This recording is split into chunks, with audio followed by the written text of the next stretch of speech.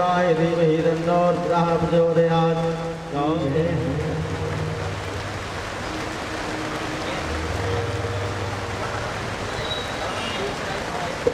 संत समाज जय हो। यहाँ पर उपस्थित राम भक्तों को बहुत साधुवाद। संगीत पर सहयोग कर रहे तीनों सरस्वती पुत्रों को बहुत बहुत साधुवाद। इन्होंने हमें समय दिया, हम इनके हमेशा आभारी हैं। साउंड और अन्य व्यवस्थाओं को संभाल रहे कान्हा भैया को बहुत बहुत साधुवाद।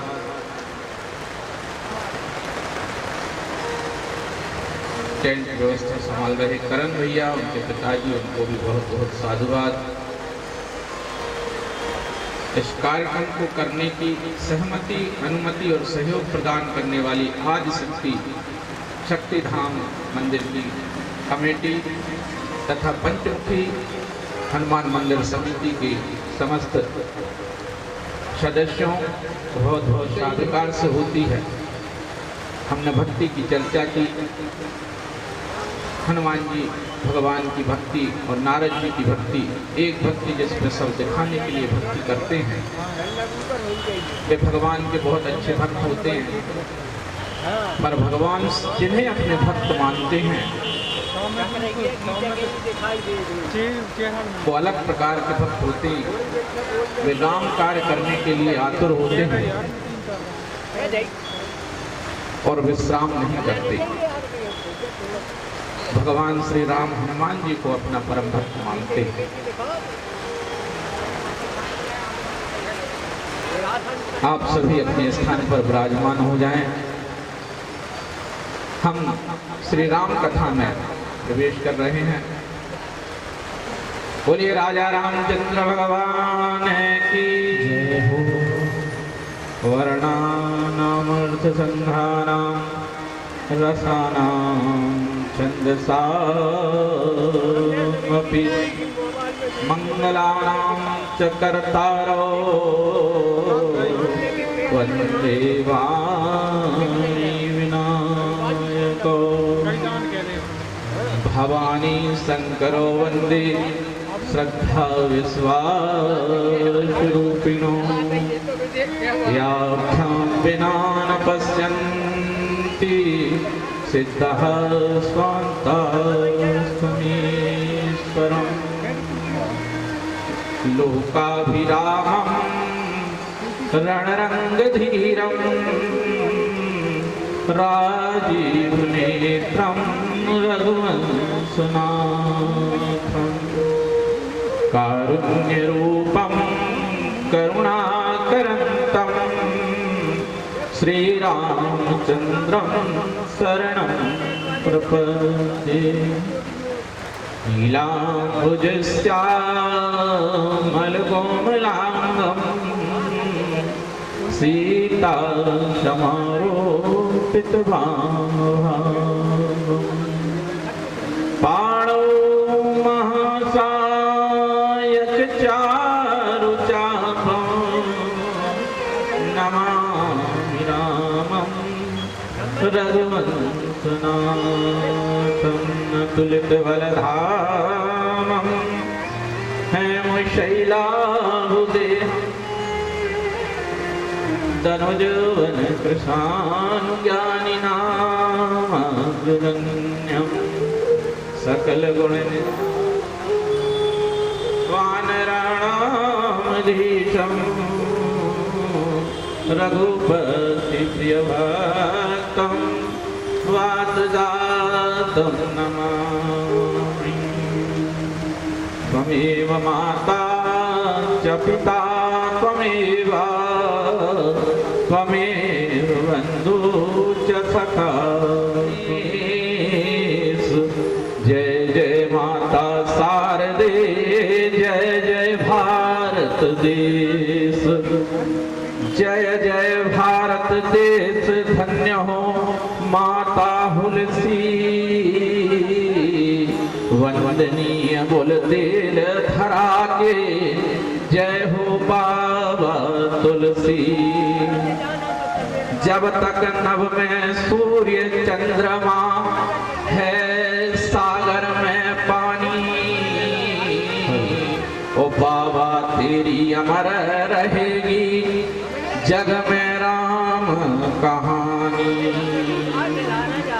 जनक सुता जग जननी जानकी जय सिया राम जय जय सिया राम। जनक सुता जग जननी जानकी जय सिया राम जय जय सिया राम। सीताय प्रिय करुणा निधान की जय सिया राम जय जय सिया राम। सीताय प्रिय करुणा निधान की जय सिया राम जय जय सिया राम। ताकि झूठे अरे कमाल मनाओ जय सिया राम जय जय सिया राम। ताकि झूठे अरे कमाल मनाओ जय सिया राम जय जय सिया राम। जासु कृपा निर्मल मति पावो जय सिया राम जय जय सिया राम। जासु कृपा निर्मल मति पावो जय सिया राम जय जय सिया राम। बोलिए राजा रामचंद्र भगवान की जय हो। हमने कल भक्ति के विषय में चर्चा की। भक्ति कैसी करनी चाहिए। हमारे अंदर जो है वह निस्वार्थ भाव की भक्ति नहीं। हम हमेशा कुछ ना कुछ प्रभु से मांगते रहते हैं, और यदि मांग कर भक्ति करी तो यह भक्ति श्रेष्ठ नहीं।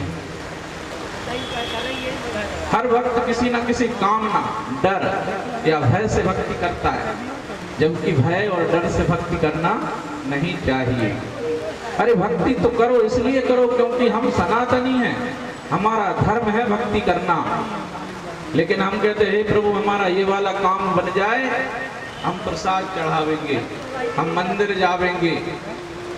अरे मन्नत मांग कर हमने भक्ति करी, एग्रीमेंट करके भक्ति करी, तो वह भक्ति नहीं है, वह सौदा है। भक्ति तो निस्वार्थ भाव से करना चाहिए।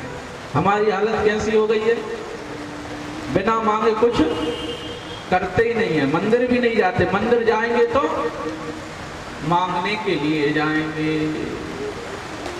भैया धर्म करो, भक्ति करो, और भक्ति भी निस्वार्थ भाव से करो। विवेक भैया नाम सही है ना? विनय विनय विनय श्रीवास इंजीनियर साहब का नाम भूल जाता हूँ। तो कुलदीप भैया क्या है, एक भक्त था, वो नारद जी के पास गया और बोला हे प्रभु बताओ नारद जी प्रसन्न होकर जल्दी वरदान देने वाले देवता कौन से?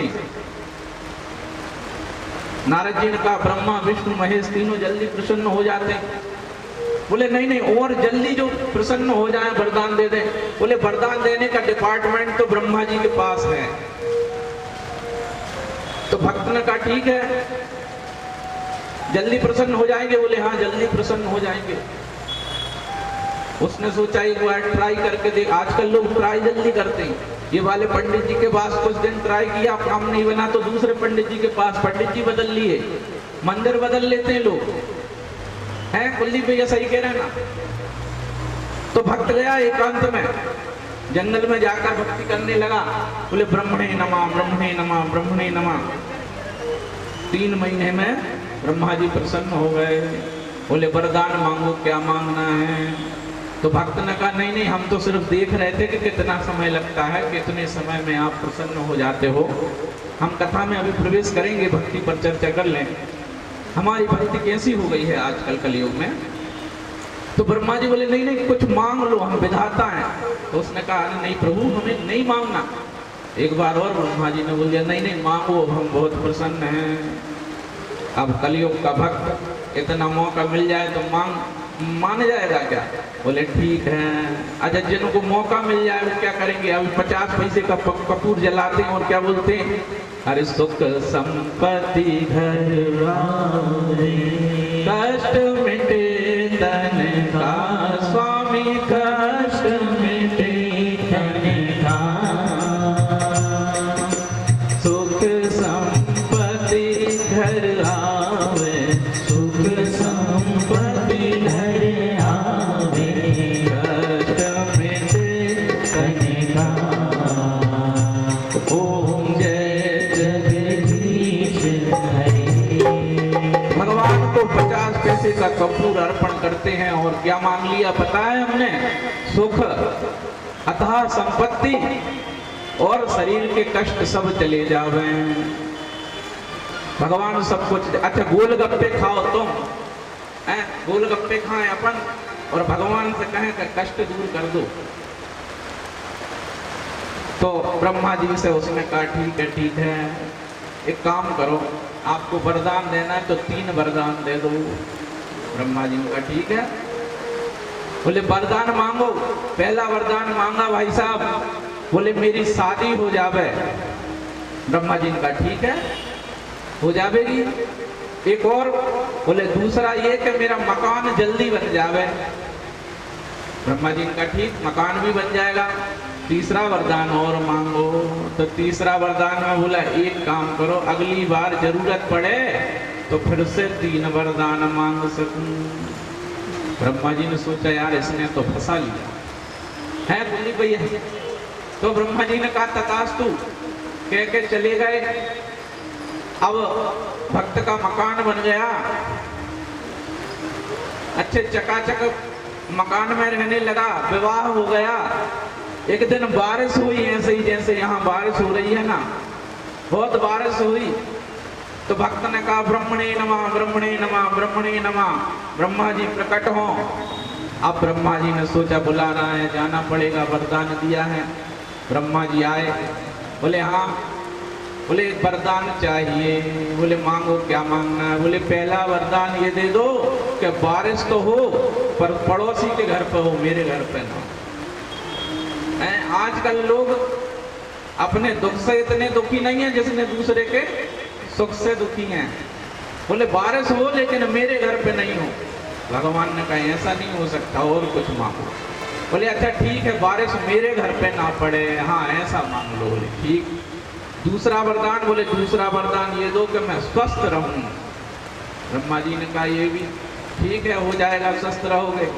और तीसरा वरदान ये दे दो कि अगली बार फिर से 3 वरदान मांग सकूं। ब्रह्मा जी ने कहा अरे यार मामला गड़बड़ है। बोले एक बार की बात, बोले ऐसे ही थोड़ी मांग रहे हैं, ऐसे ही करते ना। बोले पंडित जी आपने कहा था प्रसाद चढ़ा देना, हवन करवा लेंगे, हम तो करवा चुके हैं, फायदा क्यों नहीं हुआ?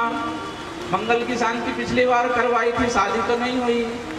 ऐसे ही उसने कहा नहीं नहीं नहीं, हमने 3 महीने तप किया है, तब कहीं जाके आप हमारे चक्करों में पड़े हो, अब आपको हमें वरदान देना पड़ेगा। ब्रह्मा जी का चलो ठीक, अगली बार 3 वरदान और मांग लेना। ब्रह्मा जी चले गए। कुछ दिन हुए, हम लगातार मांगते रहते हैं, ऐसी भक्त की बात है। भक्त को फिर याद आ गई, बोले ब्रह्मा जी प्रकट हो। ब्रह्मणे नमः, ब्रह्मणे नमः, ब्रह्मणे नमः। ब्रह्मा जी आ गए। इस बार ब्रह्मा जी बोले हे भक्त बताओ क्या चाहिए? अब ब्रह्मा जी परेशान है, पहले भक्त परेशान था। बोले 3 वरदान। ब्रह्मा जी ने कहा मांगो, देना पड़ेगा, मांगो। बोले पहला वरदान ये दे दो कि अच्छी संतान हो जावे। बोले ठीक हो जावेगी। दूसरा वरदान ये दे दो कि मैं हर 2-3 महीने में नई नई गाड़ी खरीदूं। मेरा पड़ोसी बोले नई गाड़ी लाता है पता नहीं कहां से। ब्रह्मा जी ने कहा मेहनत करता है, ईमानदारी से पैसा कमा रहा है। बोले नहीं नहीं, हमें इससे मतलब नहीं है, हमें तो हर 3 महीने में नई गाड़ी चाहिए। ब्रह्मा जी का ठीक है, अब हमें क्षमा करो। बोले नहीं, अगली बार 3 वरदान फिर मांग सकूं। तो ब्रह्मा जी परेशान हो गए और ब्रह्मा जी ने सोचा क्या करूं। तो ब्रह्मा जी गए विष्णु भगवान के पास और बोले हे प्रभु बचा लो। भगवान ने कहा बताओ, तुम खुद भगवान हो, किससे बचाना? बोले भक्त से बचा लो। क्या हुआ? बोले एक भक्त मिला है, वो हर बार 3 वरदान मांगता है और तीसरे वरदान में हमें ही फंसा लेता है। विष्णु भगवान ने कहा अरे वाह, देखो भैया ये कलयुगी भक्त हैं, इनसे बचकर रहा करो और इनको वरदान दो तो सोच समझ के दिया करो। तो ब्रह्मा जी बोले इस बार बचा लो, अगली बार से सोच समझ के वरदान दूंगा। तो भगवान ने कहा सरस्वती मैया जाओ, इस भक्त की जिह्वा पर जाकर विराजमान हो जाओ। इस बार पुनः भक्त को याद आई, भक्त पुकारने लगा हे ब्रह्मा जी प्रकट हो, ब्रह्मणे नमः, ब्रह्मणे नमः, ब्रह्मणे नमः। अब देखो कितनी सुंदर बात, जब सरस्वती मैया जिह्वा पर विराजमान हो जाती हैं तब क्या होता है? भक्त ने कहा पहला वरदान ये दे दो ब्रह्मा जी कि मुझे वैराग्य हो जावे। ब्रह्मा जी ने कहा तथास्तु। बोले दूसरा वरदान मांगो। बोले दूसरा वरदान ये दे दो कि प्रभु के श्री चरणों में प्रीति हो जावे। अब ब्रह्मा जी को लगा कि यार ये तो सुधर गया। बोले तीसरा वरदान मांगो। बोले तीसरा वरदान ये दे दो कि मेरी मुक्ति हो जावे। ब्रह्मा जी बोले तेरा राम भला करे भैया, तू जल्दी मुक्त हो जा। हम ऐसे ही भक्त हैं, हर समय कुछ ना कुछ मांगते रहते हैं, जबकि क्या करना चाहिए? हमको मांगना चाहिए और हम मांगते कुछ और है, मांगना कुछ और चाहिए। कुलदीप भैया हमको भगवान से मांगना चाहिए कि विषय विकार मिटाओ, पाप हरो देवा, स्वामी पाप हरो देवा। हमें मांगना चाहिए कि हमारा जो विषयों के प्रति आकर्षण बढ़ता जा रहा है, ये हमारे मन में जो पाप वृत्ति बढ़ रही है ये खत्म हो जाए। पर हम उल्टा मांगते। आगे क्या मांगना चाहिए हमें भगवान से? अरे श्रद्धा भक्ति बढ़ाओ, संतन की सेवा, स्वामी संतन की सेवा। हमको मांगना चाहिए हे प्रभु हमारे अंदर श्रद्धा भक्ति जागृत हो और संतों के प्रति सेवा का भाव जागृत हो, ये हमें मांगना चाहिए। ओम जय जगदीश हरे, स्वामी जय जगदीश हरे। भक्त जनों के संकट, दास जनों के संकट क्षण में दूर गए। ओम जय जगदीश हरे। हे प्रभु सबके संकट तो दूर करो, पर किसके? जो आपके वह वाले भक्त हैं जिनको आप अपना भक्त मांगते हो। बोलिए राजा रामचंद्र भगवान की जय हो। देखिए भक्ति की बात चली है तो भक्त कैसा होना चाहिए।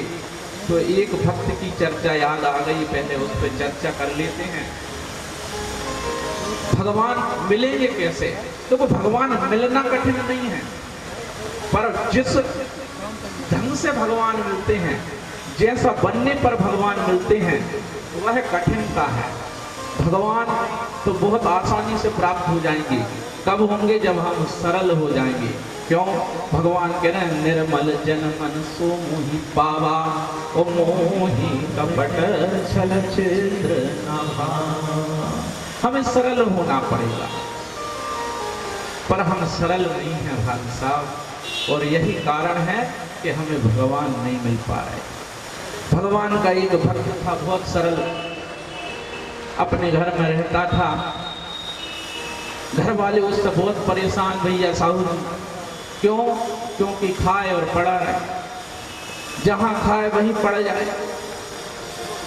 बड़ा लाल केवल भगवान का नाम भजे, खाए और पड़ा रहे, खूब खाए।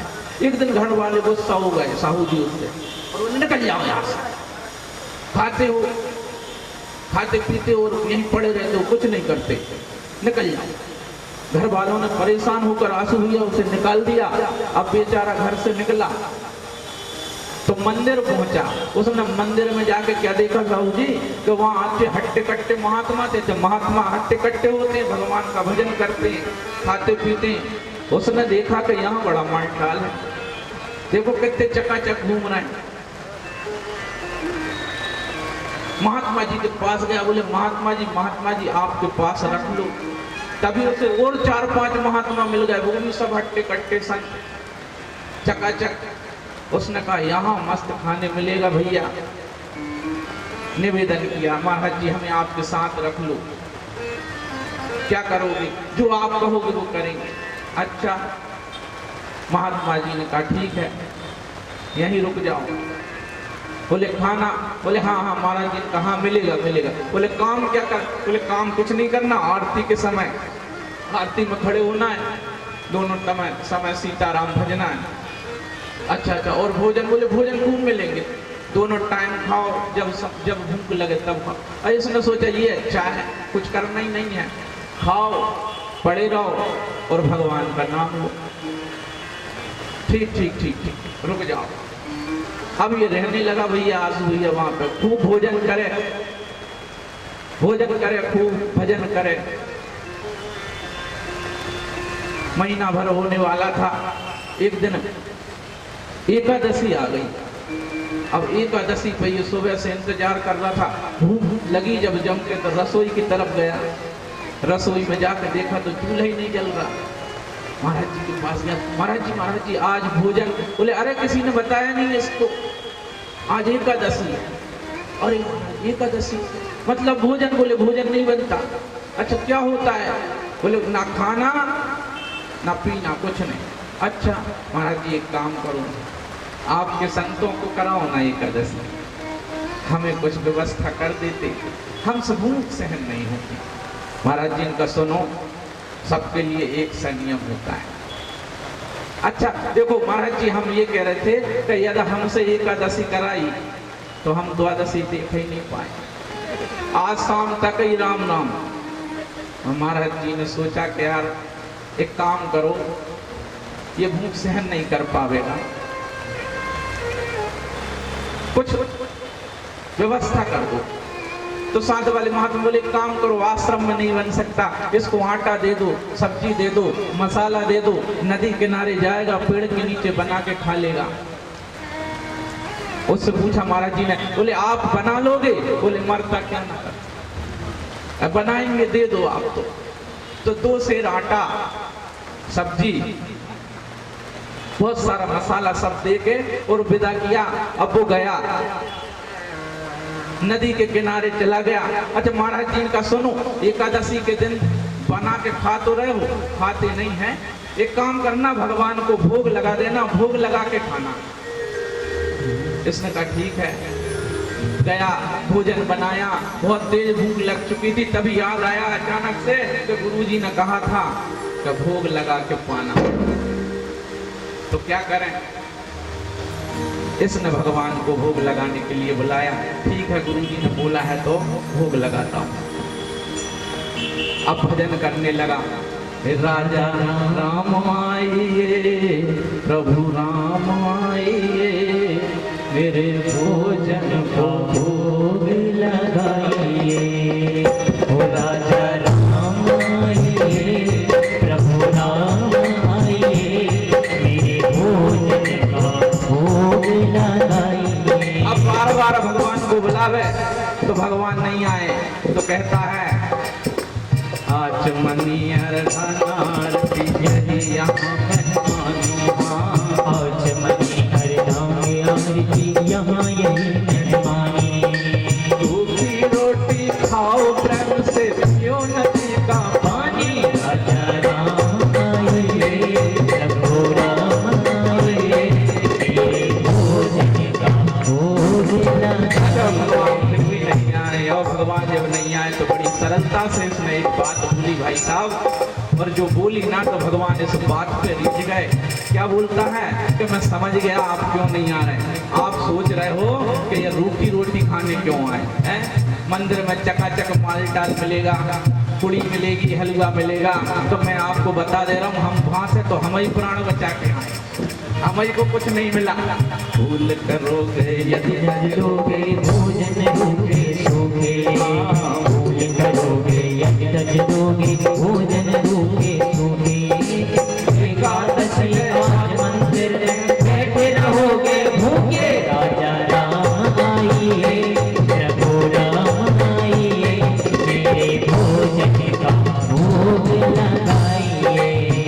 ओ राजा राम आइए मेरे राम आइए, मेरे भोजन का भोग लगाइए। इस सरलता पर भगवान रीझ गए और भगवान तो बड़े कौतुकी हैं, अकेले नहीं आए। अब भगवान आए सीता समारोपित बाण भाई। भगवान आए और सीता मैया को साथ लेकर आए। अब ये प्रसन्न तो बहुत हुआ कि भगवान आ गए, लेकिन फिर उदास हो गया। गुरुजी ने तो कहा था कि एक भगवान आते, ये तो दो दो आए। अब भगवान की तरफ देखे और कभी रोटी की तरफ देखे। तो भगवान ने कहा क्यों आ गए ना हम, तो कह रहा आ तो गए, लेकिन बोले क्या लेकिन, बोले कुछ नहीं, अब आ गए हो तो पाओ। इसने भगवान को भोग लगाया, भगवान को प्रसादी अर्पण की, स्वयं ने प्रसाद खाया और वापस आ गया। लेकिन इतना सरल है, इसने गुरुजी से नहीं कहा। इसको लगा भगवान आते ही होंगे, क्योंकि गुरुजी भी तो रोज भोग लगाते। भगवान भी बहुत आनंद लेते हैं। कुछ दिन रहा, पुनः से एकादशी आई तो गुरुजी से कहा थोड़ा सा आटा बढ़ाओ। तो गुरुजी ने कहा क्यों, बोले नहीं बढ़ाना पड़ेगा।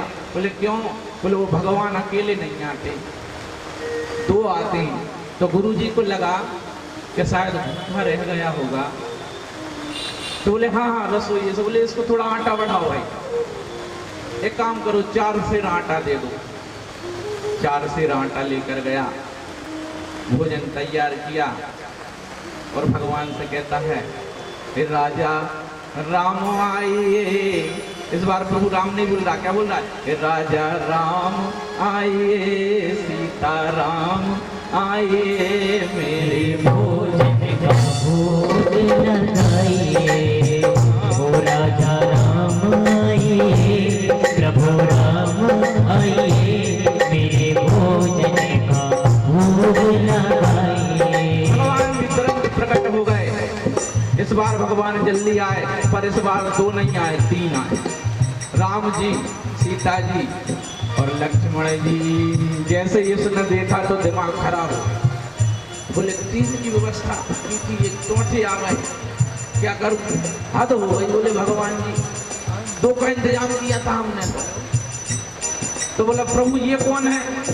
राम जी का ये हमारे छोटे भाई हैं, हमारे साथ आए हैं, चलो भक्त की प्रसादी पावेंगे। बोले हाँ हाँ आए तो हैं, पर थोड़ा मामला गड़बड़ हो गया। बोले प्रभु एक बात कहें। भगवान ने कहा कहो। बोले प्रभु हमने आपके भोजन प्रसादी का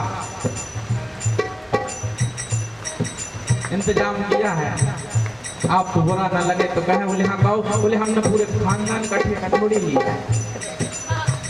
तो लक्ष्मण जी को गुस्सा आ गया, सोचने लगे जो कैसा भक्त है, पर सीता जी और राम जी प्रसन्न हो रहे हैं। तो भगवान ने कहा ठीक ठीक ठीक। इसने जो प्रसादी बनी हुई थी भगवान को पवाई, खुद ने ग्रहण की और भगवान से कहने लगा भगवान अगली एकादशी पे। भगवान ने कहा हाँ आएंगे आएंगे। बोले नहीं आएंगे तो, पर कितने आएंगे ये बता देते, हम उस हिसाब से इंतजाम करते, गुरुजी से मांगना पड़ता है। बोले नहीं नहीं आ जाएंगे, तुम चिंता मत करो आएंगे। अरे बोले आएंगे तो पर बता देते। तो भगवान अंदर ध्यान हो गए। अब ये फिर अपने आश्रम आ गया। इसने गुरुजी से फिर कुछ नहीं कहा, क्यों, क्योंकि ये समझता है कि गुरुजी भोग लगाते हैं तो भगवान आते ही होंगे। फिर से अगली एकादशी आई, उदास गुरुजी के पास गया। गुरुजी ने कहा बोलो, बोले आटा बढ़ाओ। गुरुजी ने कहा क्या अकेले कितना खाते हो? बोले नहीं बढ़ाना पड़ेगा। अच्छा क्यों? बोले वो बहुत आते हैं। बोले कितना? बोले 7 सेर आटा दे दो। तो गुरुजी ने कहा एक काम करो, 7 नहीं 8 सेर आटा दो। इस बार चलते हैं और छुप कर देखेंगे कि ये करता क्या है। तो 8 सेर आटा, सब्जी, धनिया, मसाला, तरकारी सब लेके पहुंचा नदी के किनारे, पेड़ के नीचे। पीछे से गुरुजी भी चले आ रहे हैं। अब इसने सोचा आज भोजन नहीं बनाऊंगा। क्यों नहीं बनाऊंगा? क्योंकि पता ही नहीं है कितने आते हैं। पहली बार 2 आए, फिर 3 आए। बोले अब कितने आएंगे ये नहीं पता। तो इसने सारा सामान नदी के किनारे रख दिया, आंख बंद कर ली और प्रार्थना करने लगा। राजा राम आए, प्रभु राम आए, लखन राम आए, मेरे भोजन को भोग लगाइए। ओ राजा राम आए, लक्ष्मण राम आए, मेरे भोजन का भोग लगाइए, मेरे भोजन का भोग लगाइए। भगवान जी आ गए। परिवार राम जी, सीता जी, भरत जी, लक्ष्मण जी सब लोग आए और साथ में हनुमान जी भी आए हैं। अब इसने जैसे आँख खोल के देखा तो इसका दिमाग खराब। बोले देखो हम कह रहे थे अकेले नहीं आएंगे, इतने सारे लोगों को लेकर आए हैं। तो भगवान के पास गया। भगवान ने कहा देखो हम आ गए। तो कहने लगा प्रभु आ तो गए पर हम आटा 7 ही सेर लाए और आप पूरे परिवार के साथ साथ इन बंदरों को भी लेकर आए। अब जी बताओ कि करें क्या? भगवान ने कहा बनाओ। तो बोले नहीं रसोई हम नहीं बनाएंगे। बोले फिर कौन बनाएगा? बोले विश्व भरण पोषण हरण। विश्व का पोषण करने वाले भगवान श्री भरत जी भोजन बनाने लगे। सीता मैया ने अंगीठी जला ली और भोजन बनने लगे। तभी गुरुजी पीछे से आ गए। गुरुजी ने कहा क्यों रे भोजन क्यों नहीं बनाया अभी तक? तो कहता है प्रभु मैं नहीं बना रहा, आज भगवान बना रहे हैं। गुरुजी ने कहा कहाँ भगवान बना रहे हैं? बोले नहीं देखो ना गुरुजी, राम जी खड़े हैं, सीता मैया भोजन बना रही हैं और भरत जी उनका सहयोग कर रहे हैं। तो गुरुजी को लगा कि ये मजाक कर रहा है। बोले क्यों हमसे ऐसी बात करते हो? बोले नहीं गुरुजी मैं तो आपका सेवक हूँ। देखो ना प्रभु आप गुरुजी को नहीं देख रहे क्या? तो भगवान ने कहा देखो हम तुमको तो देख सकते हैं पर तुम्हारे गुरुजी को नहीं देख सकते। अब ये इतना सीधा कह रहे अरे गुरुजी तो बहुत विद्वान है प्रभु, मैं तो कुछ भी नहीं जानता, मैं तो सिर्फ आपका नाम लेता हूँ, आप गुरुजी को दिख जाइए ना। भगवान ने कहा देखो तुम्हारे गुरुजी बहुत समझदार हैं, चारों वेदों को जानते हैं, 18 पुराण जानते हैं, त्रिकालदर्शी हैं, पर तुम्हारे गुरुजी सरल नहीं है। मैं तुम्हें तो देख सकता हूँ क्योंकि तुम बहुत सरल हो, पर तुम्हारे गुरुजी को नहीं देख सकता। कृष्ण का गुरुजी भगवान कह रहे हैं कि आप सरल नहीं हो। तो जो ये बात सुनी तो गुरुजी के नेत्रों से आंसू बहने लगे और गुरुजी सोचने लगे कि जीवन में जो कुछ चाहिए था सब प्राप्त कर लिया, धन दौलत यश वैभव, पर जिस चीज से प्रभु मिलते हैं वह सरलता जीवन में प्राप्त नहीं कर पाया। इसलिए भाई साहब जीवन में सरल होना जरूरी है। भगवान कहते हैं निर्मल जन मन सो मोहि पावा, मोहि कपट छल छिद्र न भावा।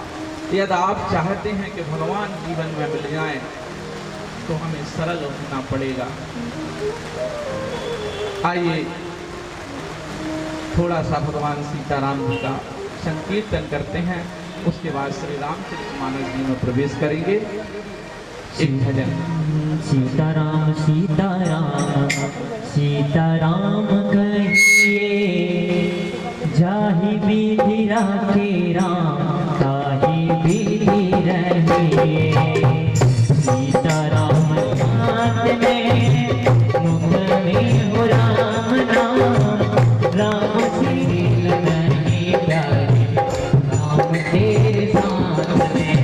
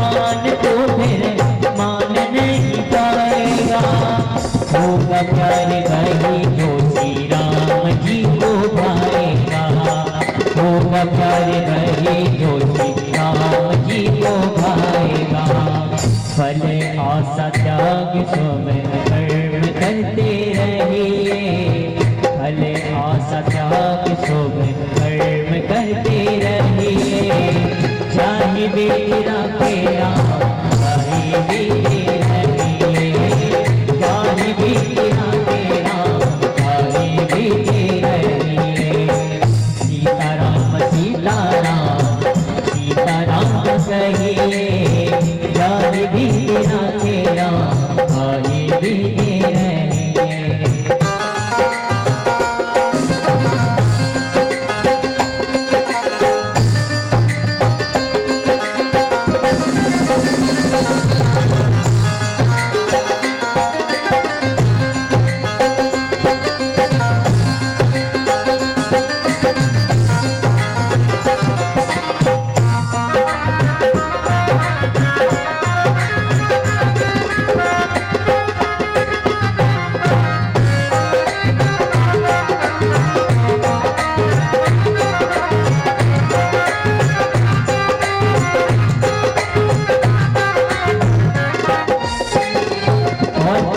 जिंदगी की डोर सौंप हाथ दीन रात में महलों में रखे जाए झोपड़ी में बात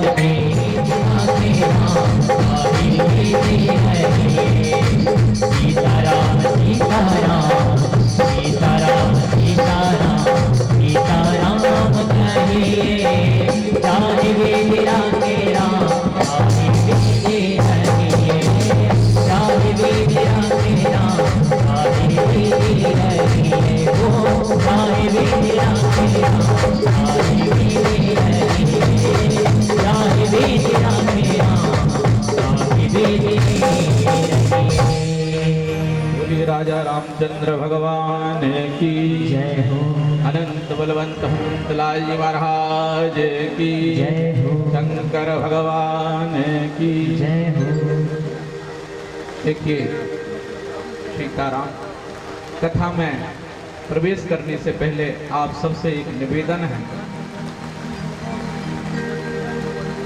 आप सब बहुत अच्छे श्रोता और राम कथा के बहुत अच्छे जानकार हैं।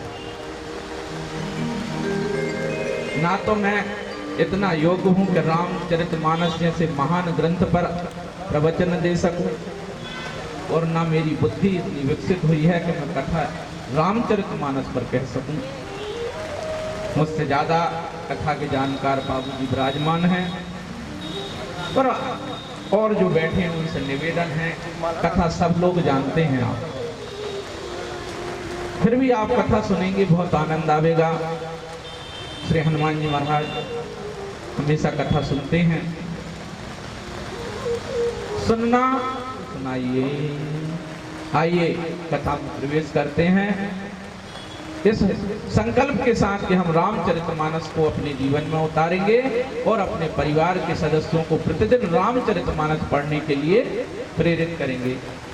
भरद्वाज मुनि बसहि प्रयागा तिनहि राम पद अति अनुरागा। भरद्वाज मुनि बसहि प्रयागा तिनहि राम पद अति अनुरागा। तापस सम दाम दया निधाना परमारथ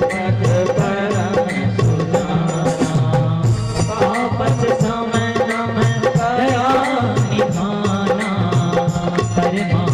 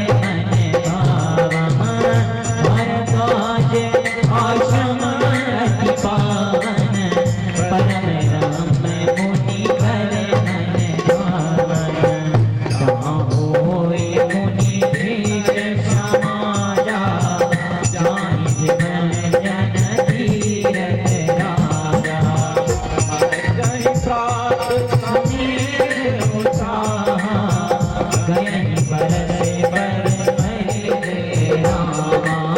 श्री राम जय राम जय जय राम, श्री राम जय राम जय जय राम। तीर्थराज प्रयाग में भरद्वाज मुनि का बड़ा सुंदर आश्रम है। प्रतिवर्ष जब सूर्य मकर राशि में प्रवेश करते हैं तब सभी लोग तीर्थ स्नान के लिए प्रयागराज जाया करते हैं। कौन कौन आता है स्नान के लिए? बोले देव तनुज किन्नर नर श्रेणी, ओ सादर मजहि सकल त्रिवेणी। देवता, दैत्य, किन्नर, मनुष्य, साधु, संत, महात्मा सब त्रिवेणी में स्नान करने के लिए आते हैं और भरद्वाज जी के आश्रम में विश्राम करते हैं। वहां पर स्नान करते हैं, माघ के महीने भर रुकते हैं और भगवान की कथाओं का आनंद लेते हैं। एक समय बहुत से साधु संत वहां पर एकत्रित हुए थे। जब सभी जाने लगे तो वहां भरद्वाज जी ने याज्ञवल्क्य ऋषि जी को रोक लिया और बोले आप रुक जाएं, मैं आपसे राम कथा सुनना चाहता हूं। तो याज्ञवल्क्य जी ने कहा आप तो राम कथा जानते हैं? बोले हाँ जानता हूं, पर आपके मुख से सुनना है। तो याज्ञवल्क्य जी ने कहा ठीक है सुनिए। बोले एक बार त्रेता जुग माही, शंभु गए कुंभज ऋषि माही। एक बार त्रेता जुग माही, शंभु गए कुंभज ऋषि माही। संग सखी जग जननी भवानी, पूजे ऋषि अखिलेश्वर जानी। संग सखी जग जननी भवानी, पूजे ऋषि अखिलेश्वर। एक बार त्रेता युग में भगवान शिव जी सती जी को साथ में लेकर अगस्त जी के आश्रम में कथा श्रवण करने के लिए गए। अच्छा देखो, राम कथा स्वयं किसने लिखी? भोले बाबा ने लिखी। अच्छा भोले बाबा ने लिखी तो फिर कथा श्रवण करने क्यों गए हैं? वो सूत्र दे रहे हैं भोले बाबा के कथा कहीं भी हो रही हो आपको पता चल जाए तो श्रवण करने जाना चाहिए। प्रमाण क्या है कि भगवान गए और अकेले नहीं गए। अकेले नहीं जाना चाहिए। किसको लेकर गए? बोले अपनी धर्मपत्नी को साथ लेकर गए। प्रमाण है कि नहीं है? संग सती जग जननी भवानी, और पूजे ऋषि अखिलेश्वर जानी। साथ में सती मैया गई हैं। इसका मतलब है कि परिवार के साथ कथा श्रवण करने जाना चाहिए। सती जी को भी ले गए। सुनने जाओ तो परिवार को साथ ले।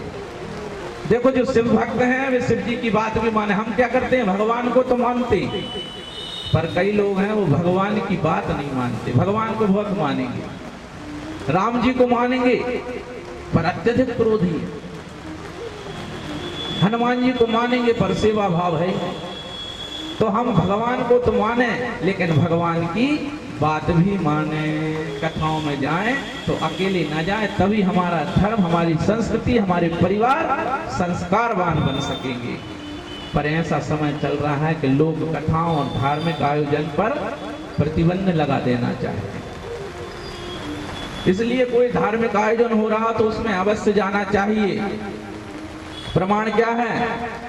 प्रमाण है कि एक बार त्रेता जुग माही, और शंभु गए कुंभज ऋषि पाही। संग सती जग जननी भवानी, और पूछे ऋषि अखिलेश्वर जानी। अखिलेश्वर ऋषि जी ने क्या किया? अगस्त ऋषि ने देखा कि भगवान भोले वाला शिव जी आ रहे हैं, स्वयं और सती जी साथ में हैं, तो प्रणाम करने लगे। अच्छा जैसे ही प्रणाम किया तो सती जी को संशय हो गया। क्या संशय हुआ? बोले बताओ, ये वक्ता है और वक्ता यदि श्रोता को प्रणाम करे, ऐसा हो सकता है कि श्रोता को प्रणाम करें? क्योंकि वक्ता बड़ा विद्वान होता है, लेकिन ऐसा नहीं है। यदि ऐसे महान वक्ता श्रोता बनकर बैठ जाएं, श्री हनुमान जी भगवान श्रोता बनकर बैठ जाएं, तो वक्ता को तो प्रणाम करना पड़ेगा।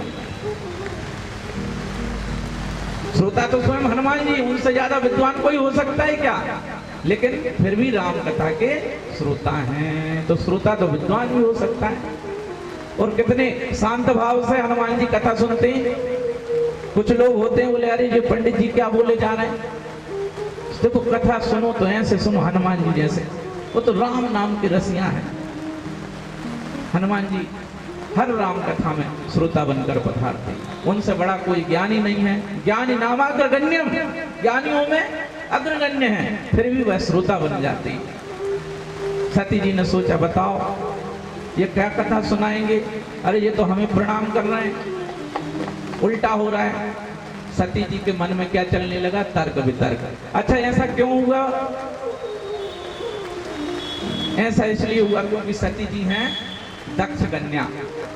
दक्ष का मतलब पता है क्या होता है। दक्ष का मतलब होता है प्रवीण, निपुण, ज्ञानी, जो हर काम में हर चीज हर जानकारी रखता हो, वो दक्ष। ऐसे कई परिवार हैं,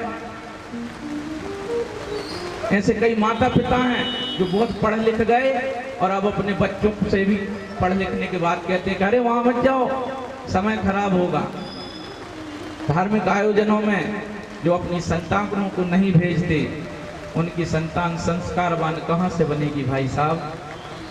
इसलिए संतानों को यदि धार्मिक संस्कारवान बनाना है तो बचपन में उनको धर्म से जोड़ दीजिए, क्योंकि बचपन में दिया गया संस्कार आपके बचपन में काम आवेगा। बोलो आएगा कि नहीं। जब आप बचपन के हो जाओगे तब आपकी संतान को जो आपने बचपन में संस्कार दिए हैं वही तो वह व्यवहार आपके साथ करेगी।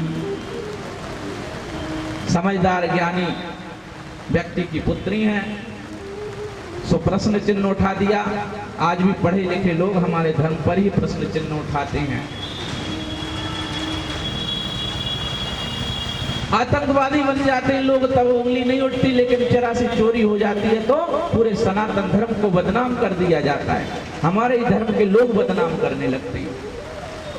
युवाओं की बड़ी समस्या बनी हुई है भाई साहब। ये एआई तकनीक वाले युवा बच्चे बच्चियां भगवान और धर्म को मानना ही नहीं चाहते, और समझाओ तो सुनते तक नहीं है। सती जी का मन तर्क वितर्क में लग गया। अगस्त जी ने कथा प्रारंभ की और शंकर जी ने पूरे मनोयोग से सुनी। राम कथा मुनि बरज बखानी, सुनी महेश परम सुख मानी।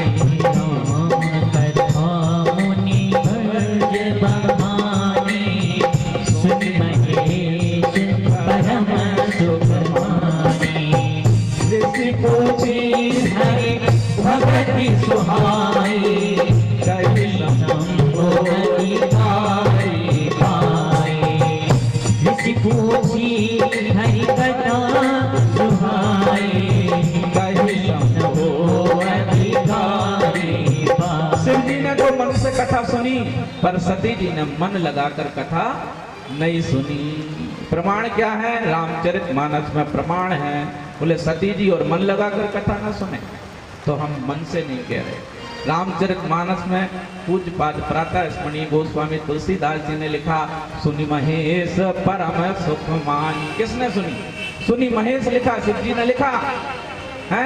ऐसा तो नहीं लिखा कि सुनी सती संग महेश, ऐसा नहीं लिखा। सती का नाम ही नहीं है। सुनी महेश परम सुख मानी। शिव जी ने सुनी तो आनंद आ गया, सती जी ने नहीं सुनी। ऐसे बहुत से लोग होते हैं जो कथा में तो आ जाते हैं पर उनका दिमाग कहीं और चला जाता है। बोले पानी गिर रहा है, बैठेंगे कहाँ, व्यवस्थाएं सही नहीं है, अंधेरा लगा है, यहाँ वहां दिमाग चला जाएगा तो कथा से दिमाग भटकेगा तो कथा अच्छे से नहीं सुन पाएंगे और फिर प्रश्न चिन्ह उठाएंगे। जब कथा नहीं सुन पाते तब क्या होता है, प्रश्न चिन्ह। कथा पूरी शिव जी ने सुनी, पूरी भक्ति और विश्वास के साथ सुनी बाबूजी। सती जी ने नहीं सुनी। शिव जी और सती जी दोनों आश्रम से कथा श्रवण करने के बाद निकले। उसी समय पृथ्वी पर रावण का अंत करने के लिए, पृथ्वी का भार दूर करने के लिए भगवान का अवतार हुआ था। श्री हरि भगवान राम अवतार में साधु वेश में वन में जानकी जी की खोज में लीला कर रहे थे। तभी कथा श्रवण करके भोले बाबा निकल कर आ रहे थे और उनके मन में विचार चल रहा था कि भगवान के दर्शन हो जाएं। साहू जी भगवान शिव जी के मन में विचार चल रहा था कि कथा श्रवण करके आए हैं तो राम जी के दर्शन हो जाएं। शंभु समय ते ही राम ही देखा उपजा अति हरष विशेषा। शंभु समय ते ही राम ही देखा उपजा अति हरष विशेषा। हरि लोचन सब सिंधु निहारी तू समझ जाने कथा सुनो तो ऐसे सुनो कि लगे कि कुछ सुना, कोई परिवर्तन आया। शिव जी ने कथा सुनी और ऐसे सुनी कि उनको भगवान राम जी के दर्शन हो गए। अच्छा, अब आप लोग ये मत सोचना कि हम ध्यान से सुन रहे हैं और पंडाल से बाहर निकलेंगे तो भोले बाबा नंदी पर बैठे मिल जाएंगे हैं? फिर दर्शन का मतलब क्या है बाबूजी? तो दर्शन का मतलब है समझना। दर्शन शब्द संस्कृत के दृश्य धातु से बना है, जिसका अर्थ होता है देखना, समझना, खोजना, ज्ञान प्राप्त करना और सत्य को जानना और उसे जीवन में उतारना। ये होता है दर्शन। हिंदी में दर्शन मतलब जानना, समझना और जीवन में उतारना। हमारे वेद, पुराण, उपनिषद, धार्मिक ग्रंथ, इनको हम सुने, समझें और जीवन में उतारें तो ज्ञान प्राप्त होगा कि नहीं होगा? और ज्ञान प्राप्त हो जाए, अंधकार मिट जाए, यही तो दर्शन है। इसलिए आप जब भी कहीं कथा सुने तो ऐसे सुने कि ज्ञान की प्राप्ति हो जाए, दुर्गुणों का नाश हो जाए और सद्गुणों का विकास हो जाए। इसलिए कथा श्रवण की जाती है। जिस देवी देवता की कथा आप सुने, जिस प्रसंग को सुने, उस प्रसंग से शिक्षा प्राप्त जरूर करें। ये जो सती प्रसंग है, ये आजकल के पति पत्नियों के लिए बहुत ज्यादा उपदेशात्मक है। सती ने लीला इसलिए की कि पति पत्नी कलयुग में कैसे लड़ेंगे और फिर क्या होगा वह बताने के लिए। शिव जी ने देखा कि अभी जिनकी कथा सुनकर चले आ रहे हैं उनके ही दर्शन हो गए। शंभु समय ते ही राम ही देखा वो उपजा अति हरष विशेषा। प्रसन्न हो गए। हे भरी लोचन छवि सिंधु निहारी ओ कुसमय जान न कीन चिन्हा। भोले बाबा ने राम जी को दूर से प्रणाम किया है भाई साहब। सती जी ने प्रश्न कर लिया, बोले अब ये किसको प्रणाम करने लगे? ये कौन है? बोले भगवान है, भगवान। श्रीवास्तव जी, सती जी ने पूछा ये कौन को प्रणाम करने लगे? तो बोले भगवान है। बोले अच्छा, अब जी तुम्हें भगवान दिख रहे हैं? बोले क्या हुआ? बोले इनकी पत्नी का रावण ने हरण कर लिया। बोले कैसे भगवान है यार? पत्नी का रावण उठा के ले गया और ये जंगल में घूम रहे हैं और रो रहे हैं और आप कह रहे हो कि भगवान है। हैरान हो गए सती मैया। बोले पत्नी को खोजते हुए वन वन घूम रहे हैं, विचार करिए, आप उनको भगवान कह रहे हैं। ये बात सती जी को समझ में नहीं आ रही। अच्छा, पत्नियों को कभी समझ में ही नहीं आती। उनको लगता है कि सारा संसार जानता है और वो सब कुछ जानती है, पर उनके पति कुछ नहीं जानते। बोले हाँ तुम क्या जानो। ऐसे ही होता है ना दीदी, किसी महिला को लगता ही नहीं है कि उसका पति समझ। अरे आपकी बात नहीं कर रहे, सती मैया को नहीं लग रहा था। सती जी को लगा कि शिव जी तो भोलेनाथ हैं। अच्छा, सब कई पत्नियां अपने पति को भोले ही नाथ समझती। बोले कोई ना कोई तुम्हें ठग लेगा, तुम हमें शाम ले जाओ मार्केट, साड़ी लेने जाए, वो दुकान पे आज तक नहीं गई होंगी, कहीं भैया परसों ही तो ले गए थे आपसे, कम में लगाओ। उनको लगता है कि हमारे पति तो भोलानाथ हैं। संशय किया, अपने ही पति की बात पर संदेह किया। अच्छा, जो संदेह होता है ना, ये पति पत्नी के रिश्ते को खराब कर देता है भाई साहब। परिवार टूट जाते हैं। शक की कोई दवाई नहीं होती भाई साहब। पति पत्नी के रिश्ते में प्रेम, विश्वास और समर्पण होना चाहिए। ये यहाँ संकेत इस कथा से मिल रहा है कि यदि दोनों में विश्वास नहीं होगा, समर्पण की भावना नहीं होगी, तो परिवार टूट जाएगा। बोले प्रमाण क्या है? सती जी ने संशय किया तो देह त्याग करना पड़ा। बोलो परिवार टूट गया कि नहीं टूटा? और मरण हो गया सो अलग। भोले बाबा ने बहुत समझाया और यह भी कह दिया कि यदि आपको अभी भी संदेह है देवी जी, तो आप परीक्षा ले लो। जो तुम्हारे मन अति संदेह हो, तो किन जाय परीक्षा ले। हे सती जी, यदि आपको संदेह है तो आप जाइए और परीक्षा स्वयं ले लीजिए। राम जी की परीक्षा, सती जी ने सीता जी का रूप धारण कर लिया। सोचा देखती हूँ कैसे पहचानते हैं, भगवान होंगे तो पहचान जाएंगे। अब यहाँ भोले बाबा भगवान जी का ध्यान करने बैठ गए। शिव जी ने कहा अब वही होगा जो भगवान ने रचा होगा। होई सोई जो राम रचि राखा, को कर तरक बढ़ावई साखा। होई सोई जो राम रचि राखा, को करि तरक बढ़ावे साखा। राम सिया राम, सिया राम जय जय राम। राम सिया राम, सिया राम जय जय राम। अस कहीं लगे जपन हरि नाम, कहीं सती जय प्रभु सुख धामा। राम सिया राम, सिया राम जय जय राम। राम सिया राम, सिया राम जय जय राम। भगवान ने संदेश दिया। यहाँ पर क्या संदेश दिया? सूत्र प्राप्त हो रहा है कथा से। भोले बाबा ने खूब समझाया, पर सती जी की समझ में नहीं आया, तो भोले बाबा ने मौन साध लिया। देखिए, परिवार में संतुलन बनाने के लिए भोले बाबा ने सूत्र दिया है पुरुष वर्ग को। क्या उपाय दिया है? खामोशी, मौन साधिए। अगर घर में बातचीत बढ़ जाए तो मौन साधिए। ये सारा खेल जो है ना भाई साहब, बुद्धि और जुबान का है।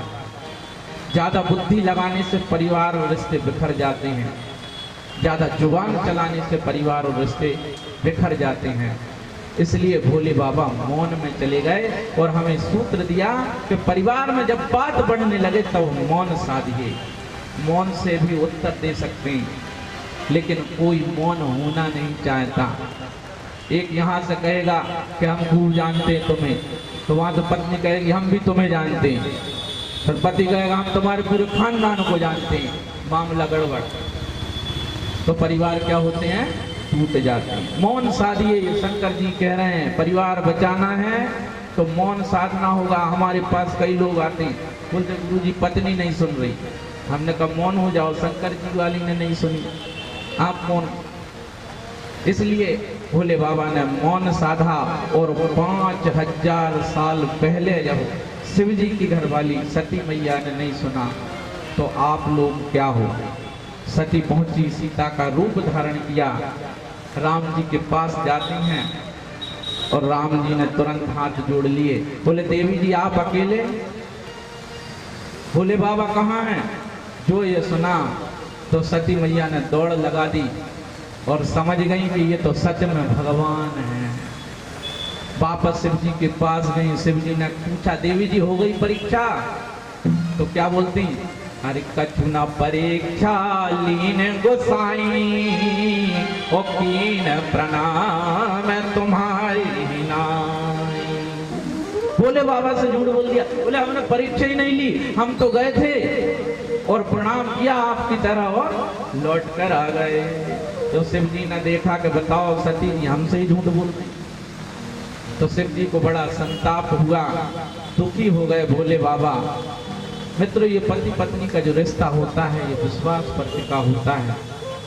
झूठ बोलना, छल करना, धोखा देना, शक करना, इन कारणों से परिवार टूट जाया करते हैं। ये भोले बाबा ने शिव सती चरित्र किया ही इसलिए था कि वे संदेश देना चाहते थे कि जब भगवान के परिवार टूट सकते हैं तो फिर आप हम क्या चीज हैं। इसलिए परिवार में जब एकता के साथ रहना हो तो परिवार बचाने का एक सूत्र है कि जब बात बढ़े तो मौन हो जाइए और बात को वहीं बंद कर दीजिए। भगवान शिव जी ने बड़े दुख के साथ मन ही मन सती जी को त्याग दिया। शिव जी कैलाश पर आए, आंख बंद करके ध्यान में बैठ गए। सती जी को अब समझ आया कि हमसे गलती हो गई। अब सती मैया को बाद में समझ में आया, पहले अपने पति पर संदेह किया, बात नहीं मानी, बाद में झूठ भी बोल दिया। जो रिश्ते झूठ पर खड़े होते हैं वो जल्दी टूट जाया करते हैं। सती मैया को गलती का एहसास हुआ तो संकल्प लिया कि मैं इस शरीर को त्याग दूंगी। क्यों? क्योंकि मैंने अपने पति पर शक किया है। एक गलती और दाम्पत्य जीवन धड़ाम, यही चल रहा है आजकल। संबंध होते हैं 2-4 महीने चलते टूट जाते। बोले क्यों? बोले ये हमारे मोबाइल को चेक करते हैं, हमारी प्राइवेसी भंग हो रही। अरे जब पति पत्नी बन गए फिर काहे की प्राइवेसी? आपका मोबाइल लॉक क्यों है? तो संबंध टूट रहे हैं। कारण क्या है? शक करना, संदेह करना, झूठ बोलना, अनादर करना। इन कारणों से परिवार बिखर रहे हैं। परिवार कैसे बचाएं?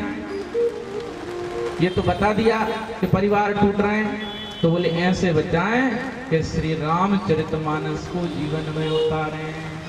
शिव जी ने समाधि लगा ली और राम जी का नाम जपने लगे, सीताराम सीताराम सीताराम सिया राम जय जय सिया राम सिया। जय रघुनंदन जय सिया रामा, जय रघुनंदन जय सिया रामा, जय रघुनंदन जय सिया रामा, जय रघुनंदन पतित के पावन सीताराम राम राम, मेरे राम राम राम सीताराम राम राम।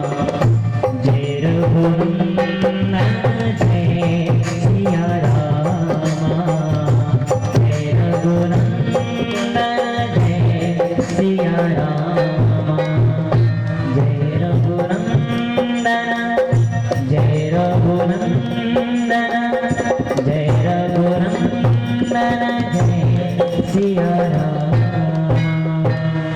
श्री रामचंद्र भगवान की समाधि से बाहर आए और राम कथा कहने लगे। सामने सती मैया को बिठा लिया, सती जी को।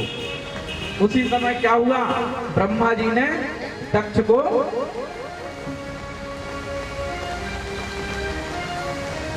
प्रजापति का पद दे दिया। देखा विधि विचार सब लायक, दक्ष कीन प्रजापति नायक। सती जी ने देखा प्रभु बाहर आए हैं, तभी उनके पिता दक्ष को ब्रह्मा जी ने प्रजापति का पद प्रदान कर दिया। अच्छा, उच्च पद मिला तो दक्ष जी को अहंकार हो गया, और अहंकार होता है पतन का कारण। बड़े अधिकार दक्ष जब पावा, अति अभिमान हृदय तब आवा। दक्ष को बड़ा पद मिला तो उनको अभिमान हो गया। अच्छा, एक बात और है बाबूजी, बड़ा पद किसी को भी मिल जाए अभिमान उसको आ ही जाता है। नहीं को ऐसे जन्मा जग माही, ओ प्रभुता पाए जाहि मगुना। तुलसीदास जी रामचरितमानस में लिख रहे हैं कि संसार में ऐसा कोई व्यक्ति नहीं है जिसे पद प्रतिष्ठा मिल जाए। कथा प्रसंग सुनाने लगे। उसी समय सती जी के जो पिता हैं दक्ष, उनको उच्च पद प्राप्त हुआ। वो स्वामी तुलसीदास जी लिख रहे हैं कि बड़े अधिकार दक्ष जब पावा, अति अभिमान हृदय तब आवा। ओ नहीं को अस जन्मा जग माही, प्रभुता पाहि जाहि मगना। पद प्रतिष्ठा सम्मान मिलने पर अहंकार आ ही जाता है। अब तो दक्ष जी को जब उच्च पद प्राप्त हुआ तो उनके सम्मान समारोह का कार्यक्रम रखा गया। सभी देवता एकत्रित हुए। उसी समय दक्ष जब सभा में प्रवेश कर रहे थे तब उनके सम्मान में सभी देवता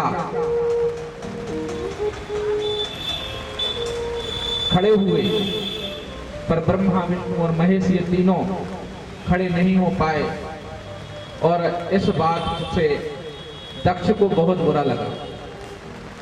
दक्ष को लगा कि शिव जी ने किसी को खड़े नहीं होने दिया और मेरा अपमान करवाया है।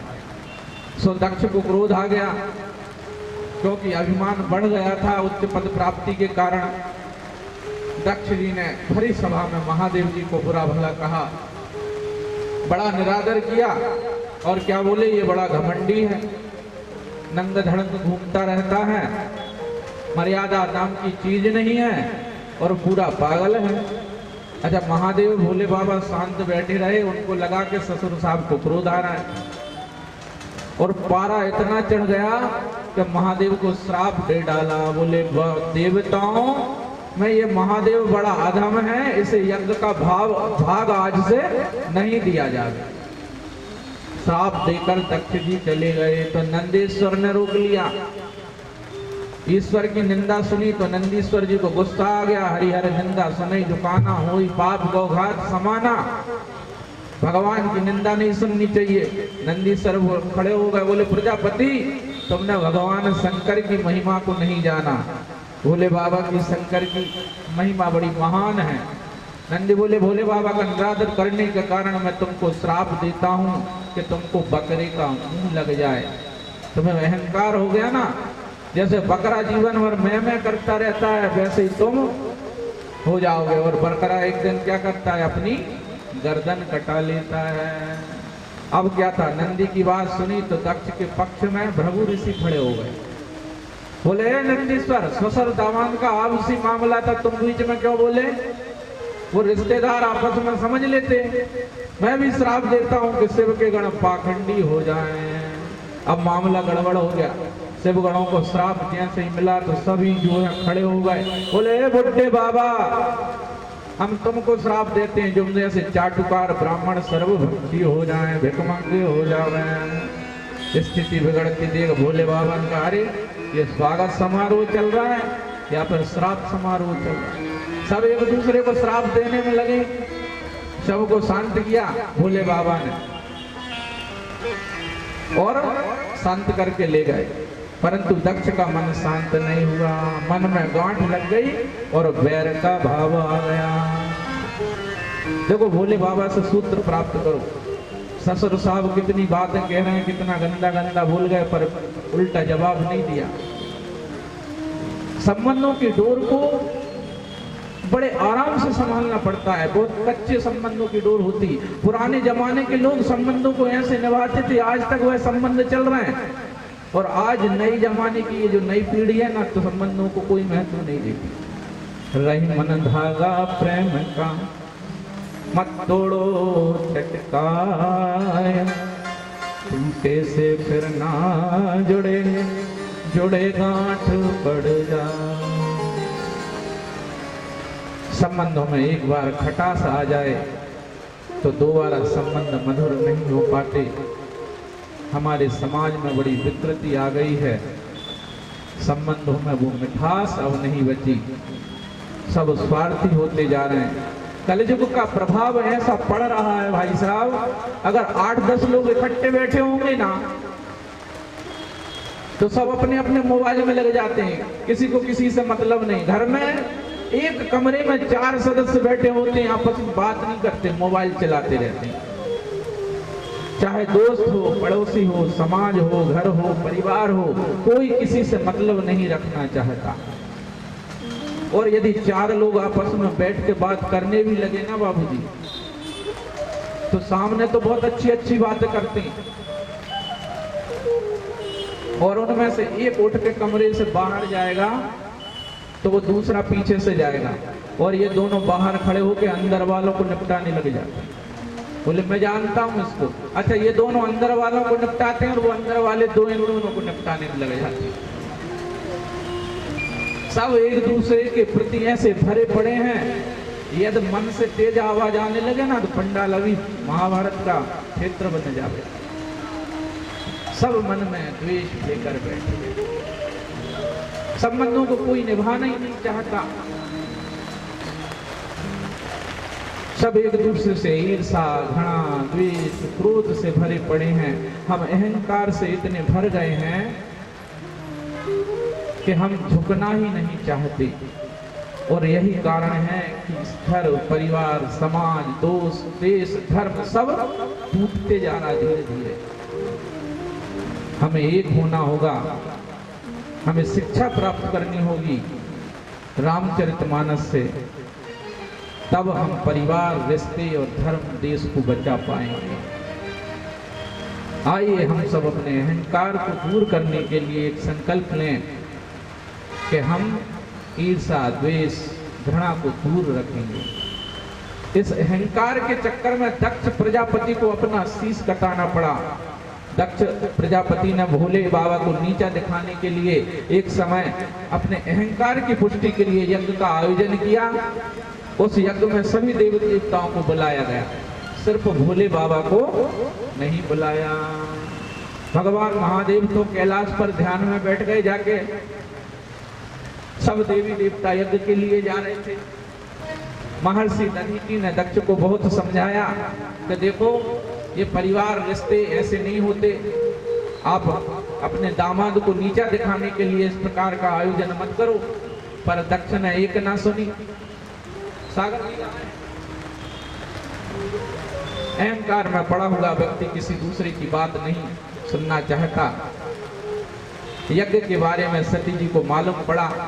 जो मालूम पड़ा तो सती जी ने देखा कि सती बिलो के बोम विमाना, जात चले सुंदर विधि नाना। सती बिलो के बोम विमाना, जात चले सुंदर विधि नाना।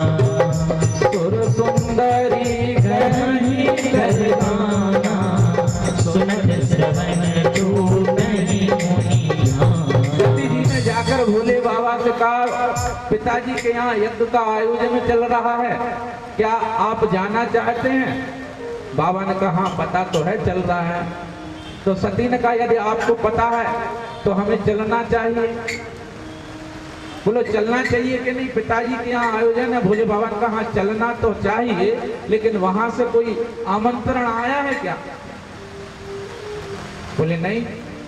बोले नहीं तो दक्ष जी हमसे नाराज हैं, इसलिए तुम्हें और हमें बुलाया नहीं है। तो लड़कियों को बुलाया जाता है, यह हमारा अपमान करना चाहते हैं इसलिए न बुलाया नहीं है। तो सती जी ने कहा देखो, आखिर पिताजी ऐसा क्यों करेंगे, क्यों अपमान करेंगे? तब आज भोले बाबा ने वो पुरानी घटना बताई। इतने दिन तक भोले बाबा ने सती जी को बताया ही नहीं है कि तुम्हारे पिताजी ने हमारा अपमान कर दिया। ये पुरुष वर्ग के लिए भोले बाबा ने कितना अच्छा संदेश दिया है। आज अगर हम आप ससुराल चले जाएं और थोड़ा सा पानी में लेट हो जाए तो फूफा जी गुस्सा हो जाते हैं, होते ही नहीं होते। दामाद साहब का अनादर हो गया। यहाँ भोले बाबा को ससुर साहब ने इतना बुरा भला कहा, लेकिन आज तक सती जी से कुछ नहीं कहा। हम घर आके सारा क्रोध अपनी धर्म पत्नी पर निकाल देते। बोले तुम्हारे पिताजी ने ऐसा कहा, तुम्हारे भाई ने ऐसा कहा। पर भोले बाबा हमको सूत्र दे रहे हैं कि अगर संबंधों को संभालना है तो बुराई को पीना सीखिए। आज तक और सती जी को बात नहीं बतलाई, आज बतला रहे हैं। बोले एक बार हम आपके पिताजी के सम्मान में खड़े नहीं हो पाए, इसलिए आपके पिताजी हमसे गुस्सा हैं और हमें नीचा दिखाने के लिए उन्होंने यह आयोजन किया है। पुष्पांग तुलसीदास जी लिख रहे हैं कि ब्रह्म समाम सन दुख माना तेहि ते जाऊं करही अपमाना, जो बिन बोले चाहूं भवानी रहे सीधु सने नानी, जगत नेत्र प्रभु के दूर गेहा जाय बिनु बोले तदपि विरोध मान जब कोई तहाँ गए कल्याण ना हो। महादेव ने कहा देवी जी एक बार सभा में दक्ष जी आए, हम खड़े नहीं हुए और हम खड़े नहीं हुए तो वो बुरा मान गए और हमसे 1000 भूषणा डाली, बुरा भला कहा और आज तक वह अपने मन में गांठ बांध कर बैठे हुए हैं। हम तो सहन कर गए देवी जी, आप मत जाओ, आपसे सहन नहीं होगा। बोले बाबा सती जी को समझा ही रहे थे और समझाते समझाते थोड़ी देर क्या हुई, सती जी को क्रोध आ गया और सती जी को क्रोध आया, देखते देखते क्रोध आ गया। भोले बाबा ने सोचा कि एक काम करता हूँ, देवी जी को क्रोध आ रहा है तो इस दिशा से बाहर चला जाता हूँ। जैसे ही बाहर जाने के लिए निकलने लगे तो उस दिशा में देवी जी आकर खड़ा हो गई। जिस दिशा में भोले बाबा जाएं उसी दिशा में मैया खड़ी हो जाएं। 10 दिशाओं में 10 देवी खड़ी हो गई। बोल कालिका जय हो। मैया आ गई 10 दिशाओं में और किलकाली मानने लगी, क्रोध से भर गई। इतना क्रोध देवी जी को आ रहा है।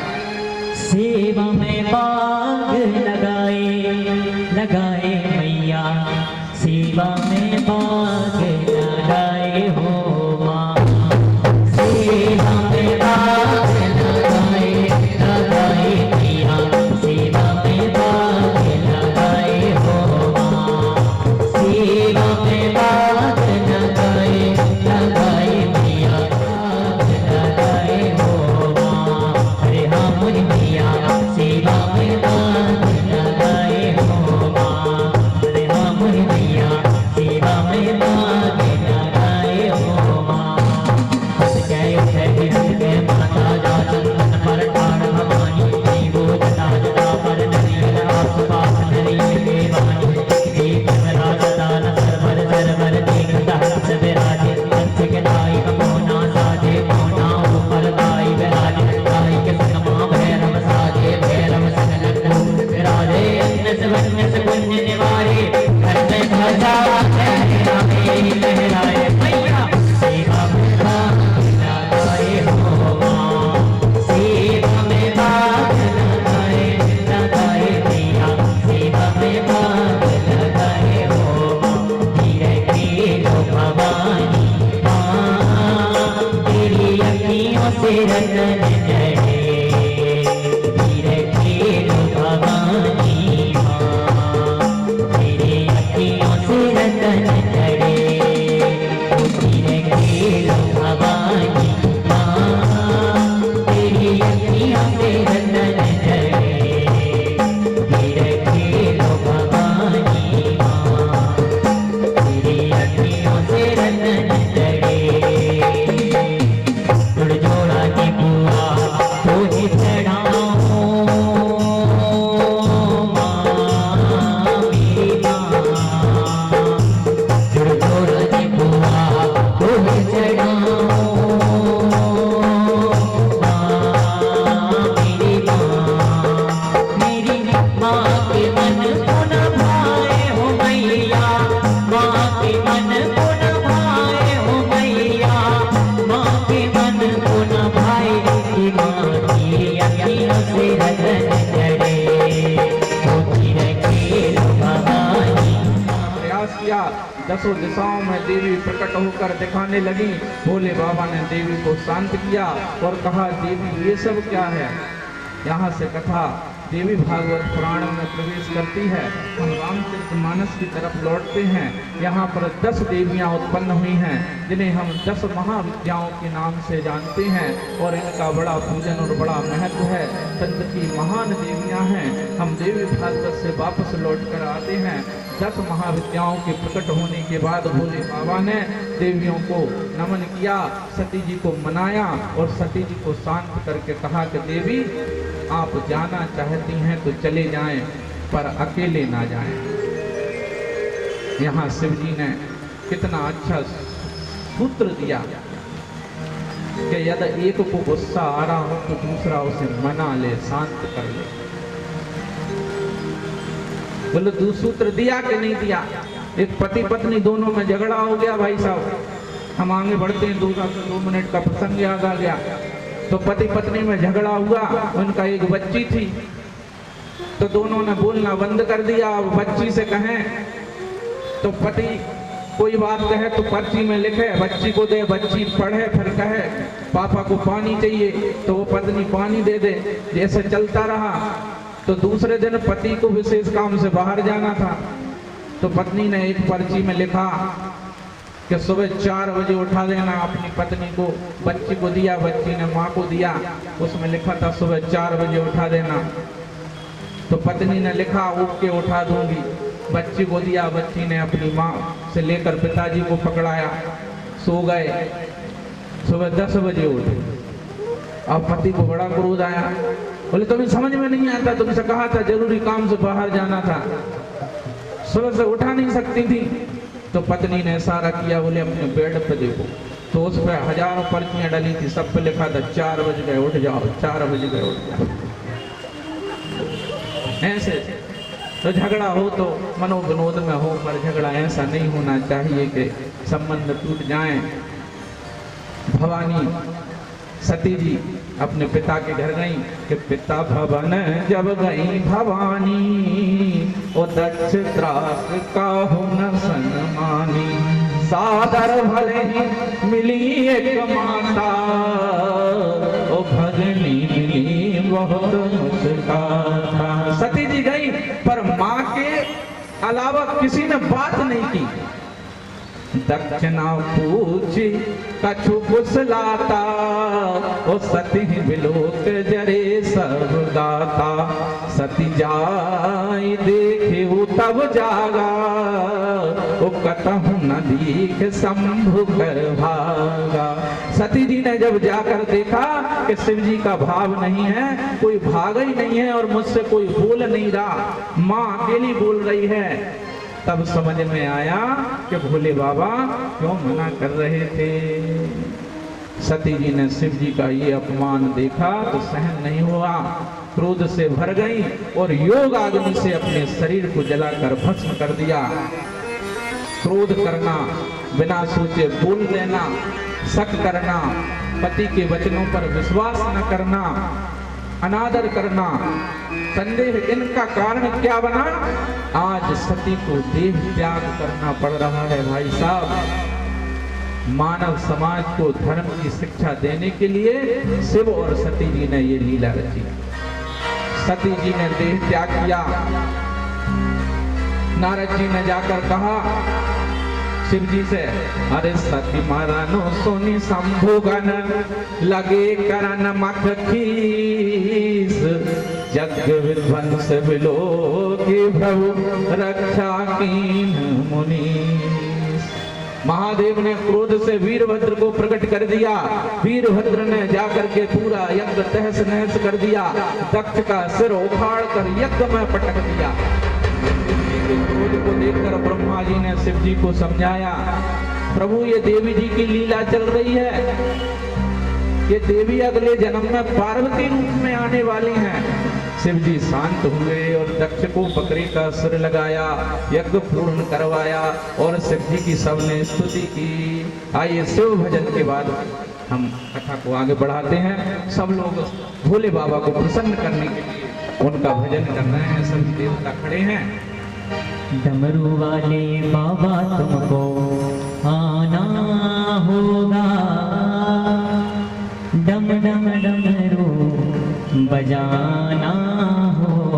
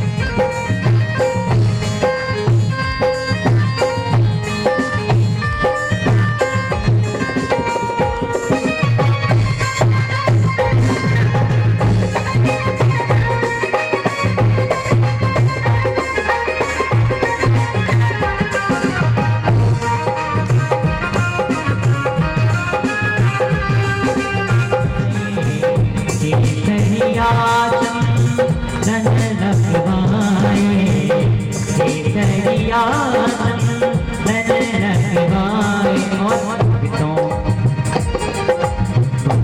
के कष्टों नाथ है तुम्हारा हमारा हमारा तुम्हारा शंकर भोलानाथ है तुम्हारा हमारा हमारा तुम्हारा। महाकाल की इस नगरी में महाकाल की इस नगरी में पाऊं जन्म तुम्हारा शंकर भोलानाथ है तुम्हारा हमारा हमारा तुम्हारा शंकर भोलानाथ है हमारा तुम्हारा हमारा तुम्हारा।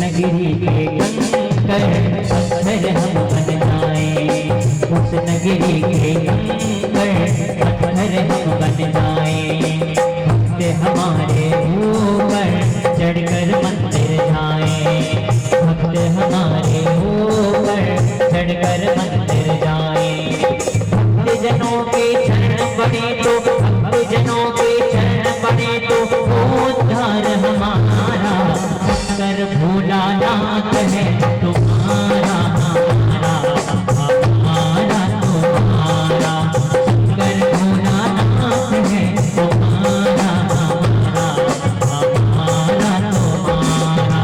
महाकाल की इस नगरी में महाकाल की इस नगरी में आओ जन्म दोबारा शंकर भोलानाथ है हमारा तुम्हारा हमारा तुम्हारा शंकर भोलानाथ है हमारा तुम्हारा हमारा तुम्हारा।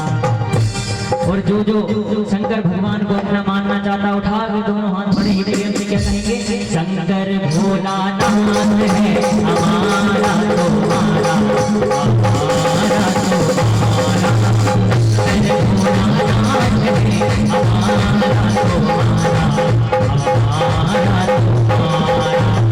महाकाल की इस नगरी में महाकाल की इस नगरी में आओ जन्म तुम्हारा शंकर भोलानाथ है तुम्हारा हमारा हमारा तुम्हारा शंकर भोलानाथ है हमारा तुम्हारा हमारा तुम्हारा हमारा तुम्हारा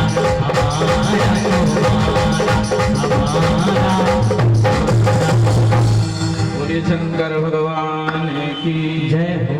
5 मिनट में हम आरती की ओर बढ़ रहे हैं। हमारे बीच परम विद्वान आदरणीय शिवम जी कथावाचक उनका हम बहुत बहुत स्वागत वंदन अभिनंदन करते हैं कि यहाँ आ जाएं क्योंकि यहाँ पर बड़े विद्वान ब्राह्मण वहाँ बैठे हुए अच्छे नहीं लगते। और एक और बड़े सरल संत स्वरूप गायत्री परिजन जो हैं वे मूलचंद जी वे भी यहाँ पर विराजमान है। बहुत सरल व्यक्तित्व है इनका। और रूपेश भैया गुरु जी आचार्य जी भी हैं उन सबको सादर सादर नमन। यहाँ पर भोले बाबा आए हैं। भोले बाबा ने यज्ञ को पूर्ण करवाया है। एक तरफ तारकासुर अजय हो गया और देवताओं पर अत्याचार करने लगा। यहाँ पे थोड़ी सी कथा देवी भागवत की है कि तारकासुर जब अजय हुआ तो वह देवताओं पर अत्याचार करने लगा। सभी देवता परेशान हो गए। यहाँ पर गिरिराज और हिमालय और उनकी पत्नी मैना मैया दोनों ने दुर्गा जी से प्रार्थना की देवी रूप में आने के लिए। आदि शक्ति देवी ने वरदान दिया कि मैं 2 रूपों में आपके यहाँ आऊंगी। गंगा और पार्वती वे ही सती मैया हैं। कन्या के जन्म होने पर हिमवान बहुत प्रसन्न हुए। ये देवी भागवत पुराण से प्रसंग है। पार्वती जी का जन्म हुआ और उनके ही घर पर हेमवान और मैना भैया के घर गंगा मैया और पार्वती जी जन्म लेते हैं। जन्म लिया कन्याओं ने तो हेमवान जी और मैना मैया बहुत प्रसन्न हुए। हमारी सनातन संस्कृति कहती है कन्याओं को देवी रूप में पूजना चाहिए। जिस देवी को, जिस कन्या को हम देवी मानते हैं, नरसिंहपुर में उस कन्या के प्रति जघन्य अपराध हुआ। कल यहाँ पर पंचमुखी हनुमान मंदिर समिति ने कैंडल मार्च किया, उस बच्ची को न्याय मांगने के लिए अपनी आवाज़ उठाई। हम भी यहाँ पर शासन प्रशासन से मांग करते हैं, निवेदन करते हैं कि ऐसे पापियों को तो फांसी की सजा दी जानी चाहिए। हमारी सनातन संस्कृति कन्याओं को पूजती है भाई साहब। यत्र नार्यस्तु पूजन्ते रमन्ते तत्र देवता। जहाँ नारी की पूजा होती वहाँ देवता रहते हैं। हम तो समाज के हर वर्ग से निवेदन करते हैं, ये स्त्रियां, ये माताएं, ये बहनें, ये सब पूजनीय हैं। इसलिए घरों में अपनी बहुओं को भी सम्मान दीजिए। स्त्रियों पर अत्याचार नहीं होना चाहिए। यदि घर में स्त्री का अपमान होगा तो आपके घर की स्त्री चली जाएगी भाई साहब। इसलिए आपके घर में जो स्त्री है वह भी किसी ना किसी की बेटी है। इसलिए लालच में, क्रोध में, अहंकार में अपने घर की इज्जत को बर्बाद मत कीजिए। हम तो बच्चियों से भी निवेदन करते हैं, स्त्रियों से, माताओं बहनों से भी निवेदन करते हैं, आप शक्ति स्वरूपा हैं। देखिए, अपने इतिहास को पहचानिए। ये रील्स मिल्स के चक्कर में मत पड़िए। आप कौन हैं? महाकाली, महालक्ष्मी, महासरस्वती आपके स्वरूप हैं कि नहीं हैं? ये आधुनिकता के चक्कर में आप अपनी शक्ति, अपने संस्कार, अपनी संस्कृति को भूल रही हैं। आपकी बात नहीं कर रहा, लेकिन जो भूल रही हैं उनकी बात कर रहा हूँ। अच्छा बताओ, मोबाइल से रील्स के चक्कर में, आधुनिकता के चक्कर में धर्म संस्कृति पर प्रहार हो रहा है कि नहीं हो रहा? किया जा रहा है कि नहीं किया जा रहा? अच्छा, ये मोबाइल के चक्कर में रील्स का तो पता है गजब का नशा हो गया भाई साहब। डॉक्टर साहब, पहले चिंता होती थी छोटे बच्चों की, क्या होगा इन बच्चों का, दिन भर मोबाइल देखते रहते हैं। फिर युवा वर्ग की टेंशन हुई बाबूजी, युवा वर्ग मोबाइल में ऐसा घुसा, उसी में घुसा रहने लगा। और अब तो गजब हो गया। क्या गजब हुआ है पता है? 70-80 साल के डोकरा डोकरी रात रात के 2-2 बजे तक मोबाइल नहीं छोड़ते हैं। अच्छा, इन बच्चों से डांट दो, बच्चों को, युवाओं को डांट दो, इनसे मना करो तो इनको बुरा लग जाता है। ऐसा बुरा मानते भैया पूछो मत। मोबाइल के चक्कर में बच्चों से दादा दादी, नाना नानी, मामा चाचा, इनका प्यार दूर हो रहा है। मोबाइल से फुर्सत मिले तब तो बच्चों को देखेंगे। बच्चा रोया, तुरंत मोबाइल पकड़ा दिया, बोले हाथी राजा देख ले। ये मोबाइल का प्रयोग कम करके अपने बच्चों को समय दीजिए भाई साहब, बचपन को जी लीजिए। बड़ों से निवेदन है, बच्चों को अपना समय दें, उन्हें अच्छी शिक्षा दें, उन्हें अच्छे संस्कार दें, उनके साथ खेलें, बात करें, मोबाइल से दूर रखें। और आप स्वयं भी मोबाइल से दूरी बनाएं। हिमवान और मैना मैया ने जब गंगा रूप में देवी ने अवतार लिया तो उनका बड़ा स्वागत किया। इन्हीं गंगा को शिव जी ने अपनी जटाओं में स्थान दिया और इन्हीं गंगा ने सगर पुत्रों का उद्धार किया। ये माँ गंगा मोक्ष को प्रदान करने वाली हैं। बोलिए गंगा मैया की जय। तारकासुर नाम का दैत्य हुआ, उसने देवताओं को परेशान किया। देवता गए ब्रह्मा जी के पास, कहा तारकासुर से हमारी रक्षा करें। तब कथा पुनः रामचरितमानस की तरफ मुड़ती है। ब्रह्मा जी ने कहा तारकासुर का वध शिवजी और पार्वती जी के संतान के द्वारा ही हो सकता है।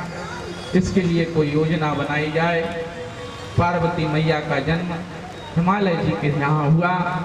बड़ी हुई, नारद जी आए और नारद जी से मैना मैया ने कहा कि हमारी पुत्री का भविष्य बतलाइए।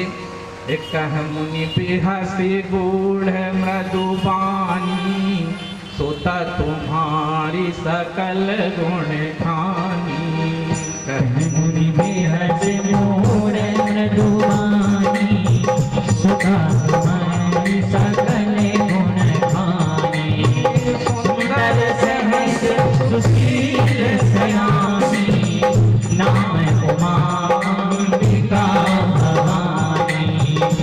सुंदर सहज सुशील सयानी नाम उमा अंबिका भवानी। नारद जी ने कहा तुम्हारी कन्या तो बड़ी सुशील है, सुंदर है, समझदार है, इसके कई नाम हैं, उमा, अंबिका, भवानी।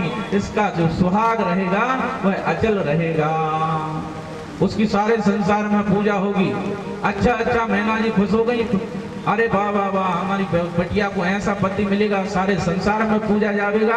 बोले अच्छा और बताओ, तो जो और बताया, बोले जोगी जटले अकाम मन जटले अमंगल वेश हस स्वामी ए कहाँ मिलहि परिहास्य असरे।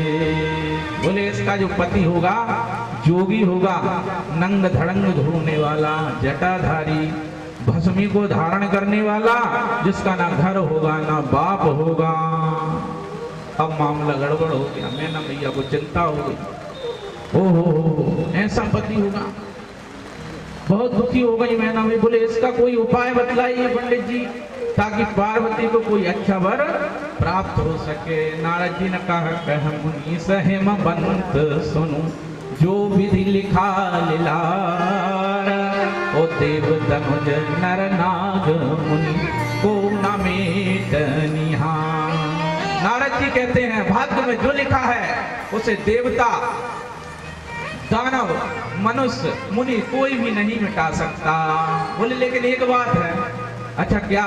बोले इसके जो गुण हैं, इसके पति में जो गुण रहेंगे वो सारे के सारे गुण शिव जी में हैं, फिर तो दोष भी गुणों में परिवर्तन हो जाएंगे। इसलिए आप अपनी पार्वती बेटी का विवाह शिव जी से करा दीजिए। यदि पार्वती स्वयं शिव जी का भजन पूजन करें, तब करें, तो भगवान भोले बाबा प्रसन्न हो जाएंगे और विवाह कर लेंगे। पार्वती जी को मंत्र दिया नमः शिवाय और चले गए। नारद जी इस प्रकार के वचन सुनकर मैना मैया बहुत दुखी हुई। मैना मैया ने हिमालय राज से कहा सुनिए जी, कोई अच्छा सा वर देखकर पार्वती का विवाह कर दीजिए। जो घरु पारु कुल होई अनुपा, ओ करिए विवाह सुता अनुरूपा। कन्या का विवाह उत्तम घर और वर और उत्तम कुल देखकर करना चाहिए। लेकिन आजकल क्या होता है, आजकल देखते हैं घर में कितने सदस्य हैं, ऐसे ही देखते हैं ना। बोले वहां नहीं करना, बोले वहां परिवार बड़ा है, बेटी खाना बनाते बनाते थक जाएगी। और बोले गाड़ी होना चाहिए, बंगला होना चाहिए, खूब पैसे वाला दामाद ढूंढना चाहते हैं, फिर बाद में भले ही संबंध टूट जावे। जबकि रामचरितमानस कह रही है कि जो घरु भरु कुल होई अनुपा, ओ करिए विवाह सुता अनुरूपा। अपने अनुरूप बराबरी का संबंध करना चाहिए, देखकर विवाह किया जाना चाहिए। माता पिता स्वयं अपनी बच्ची के लिए ऐसा घर देखना चाहते हैं जहां सदस्य कम और पैसा ज्यादा हो।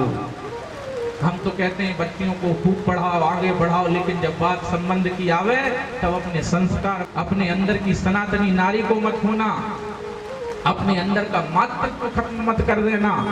रिश्ते नाते संबंध इनके बिना जीवन बिल्कुल अच्छा नहीं है। सती रूप में मैया आई, ब्याह त्याग करना पड़ा। क्यों किया? क्योंकि क्रोध कारण बना, पति का अनादर कारण बना। दूसरा जन्म हुआ और पार्वती रूप में जन्म लिया। बोली पार्वती मैया की जय। देखिए भाई साहब, पार्वती जी ने जन्म लिया, शिव जी से विवाह हुआ, आगे कथा आवेगी। अच्छी संतान हुई, ऐसी संतान हुई गणेश जी आज भी पूजनीय हैं। अगर आप चाहते हैं कि आपकी संतान अच्छी हो, तब आपको अच्छे माता पिता बनना पड़ेगा। और अच्छे माता पिता बनने के लिए अच्छे पति पत्नी बनना पड़ेगा। आदर्श पति पत्नी कैसे होते हैं, ये हमें शिव और पार्वती जी के चरित्र से सीखना पड़ेगा। यदि आपके घर में अशांति है, कलह है, तो रामचरितमानस के शिव पार्वती प्रसंग को पढ़िए और देखिए कि कितनी शांति रही उनके जीवन में, कैसी संतान हुई। एक कार्तिकेय जी हुए, जो सेना नायक बने एक गणेश जी हुए, जो आज भी पूजनीय हैं। 97 गुणों का विकास माता पिता के व्यवहार से आता है। यदि पति पत्नी झगड़ेंगे तो संतान लड़ने वाली हो जाएगी।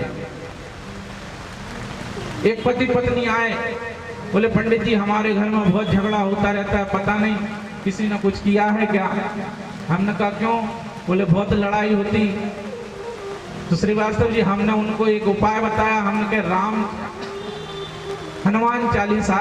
हनुमान चालीसा से प्रतिदिन गौ माता के कंडे पर गाय के घी से हवन किया करो, लड़ाई बंद हो जाएगी। बोले हाँ ठीक है। तो पति पत्नी गए घर में हवन करें। 2-3 महीने बाद मिले, बोले पंडित जी आपके कारण लड़ाई बढ़ गई। हमने कहा हमारे कारण लड़ाई बढ़ गई? बोले हाँ। हम हमारे कारण कैसे बढ़ी? तुम तो पहले ही से बोले नहीं, आपके उपाय के बाद ज्यादा बढ़ गई। हमने कहा क्या होता है, कैसे बढ़ती? बोले जब भी मैं इनके सामने आती हूँ तुझे एक ही बात बोलते हैं। हम कहा क्या? बोले भूत पिशाच निकट नहीं आवे, महावीर जब नाम सुनावे। इसलिए जब भूत पिशाच बोलेंगे तो लड़ाई झगड़ा तो होगा ही नहीं। क्यों नहीं होगा? होगा। तो पति पत्नी को लड़ना नहीं चाहिए। जैसे हम लड़ाई झगड़े करेंगे वैसे संस्कार हमारी संतान में जाएंगे। सब परिवार से सीखिए कि परिवार में संबंधों को कैसे जीना चाहिए। रामचरित से सीखिए। रामचरितमानस हमें जीना सिखाती है। आइए हम आरती करते हैं, कल हम आगे प्रसंगों की तरफ चलेंगे। सीताराम सीताराम सीताराम कहिए, जाहि विधि राखे राम ताहि विधि रहिए। सीताराम सीताराम सीताराम कहिए, जाहि विधि राखे राम ताहि विधि रहिए। सीताराम सीताराम सीताराम कहिए, सीताराम सीताराम सीताराम कहिए, जाहि विधि राखे राम ताहि विधि रहिए। जाहि विधि राखे राम ताहि विधि रहिए। सीताराम सीताराम सीताराम कहिए, जाहि विधि राखे राम ताहि विधि रहिए। जाहि विधि राखे राम ताहि विधि रहिए। जाहि विधि राखे राम ताहि विधि रहिए। मुखादग्निरजायतु आरती श्री रामायण जी की। कीरति कलित लगित सिंह पी। आरती श्री रामायण जी की। कीरति कलित लगित सिंह पी। गावत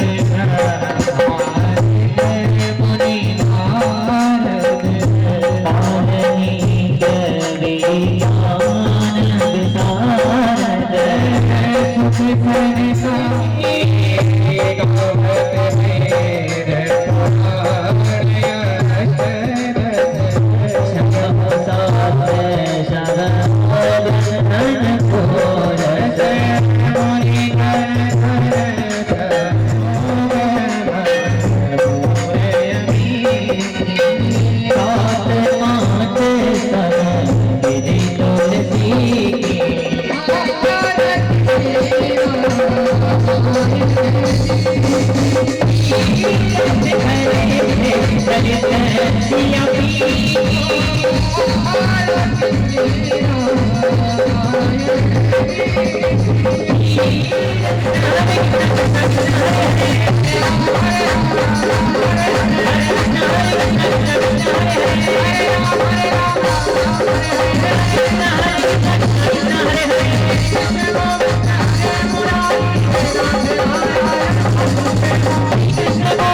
हरे मुरारी हे नाथ नारायण वासुदेवा।